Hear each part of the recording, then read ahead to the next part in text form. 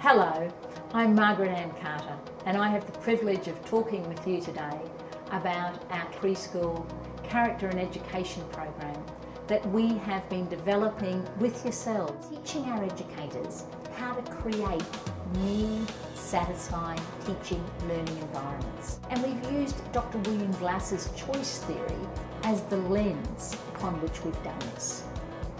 So our educators look at their curriculum planning, they look at their planning and action, they look at the children in terms of what they're doing, how they're relating with one another, how they're secure within themselves. And they think about the 5 generic needs of Dr. Glasser: the need for fun, the need for freedom, the need for recognition, the need for belonging, and the need for survival. And so rather than just assuming this will happen within the curriculum, the educators intentionally plan. So one of the hats that the educators wear is the hat of creating a need-satisfying environment. Now another hat the educator wears within our Catholic preschools is to design and manage that curriculum so children are set up for success. So we have a process that we follow, and our process is very much steeped in the literature and the research.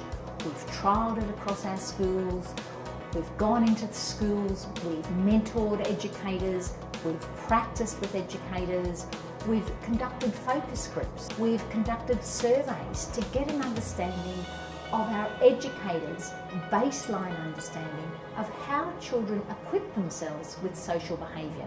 And what we have found is that right across our schools, our educators are convinced that one of their duties is to intentionally teach the social behaviour day in, day out. Not just at the beginning of the school year, not just when children join up and become part of the preschool community, but consistently.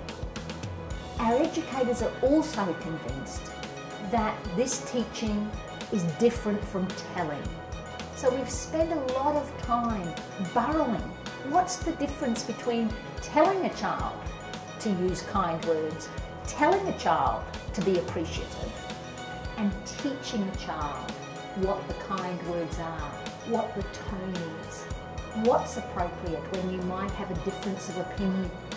So how do you actually stand up for yourself and to be able to communicate that your opinion is different, rather than hitting or hurting somebody with hurting hands or hurting words? How do children learn the gift of appreciation? Do we as educators model that? Do we show that? Do we take time in our day to acknowledge that children are appreciating one another? They're appreciating the fact that someone has taken time to actually prepare their meal that they're sharing at morning tea or at lunch. They're appreciating the beauty of nature. They're appreciating surroundings. So we as educators are explicit in our language, in our modelling, being able to open the eyes of children. And the beautiful part of this is that when we have spoken with parents, our parents are 100% supportive of working in partnership. So the process that we follow in terms of the values, education, and the social conventions, just to sum up, the first phase is we intentionally make sure that as adults, we're clear what it means and what it doesn't mean.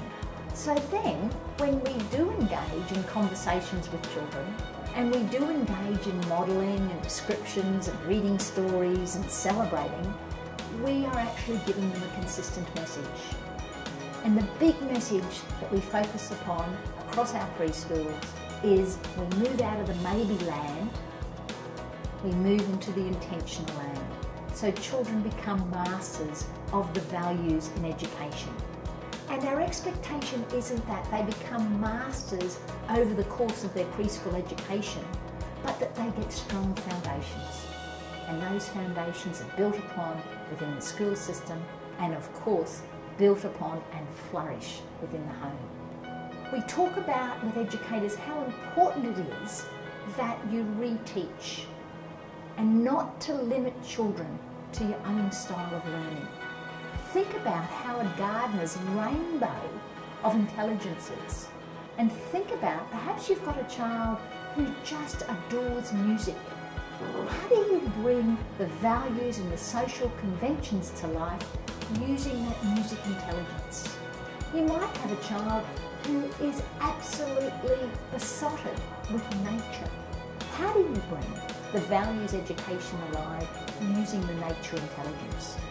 So our educators have had to think outside the square, and by doing that, that has empowered them to make sure that our curriculum is purposeful play, it's based on research and education, it intentionally has that fabric of values and social convention, which we use the term character in education. We never lose sight of Vygotsky's zone of proximal development, making sure we know exactly where children are. We document their learning. We have pictures, we interview children. We're able to identify milestones so we can celebrate, so we can coach, so we can be proud, and the children are proud of their efforts. The parents are proud because we all work in collaboration.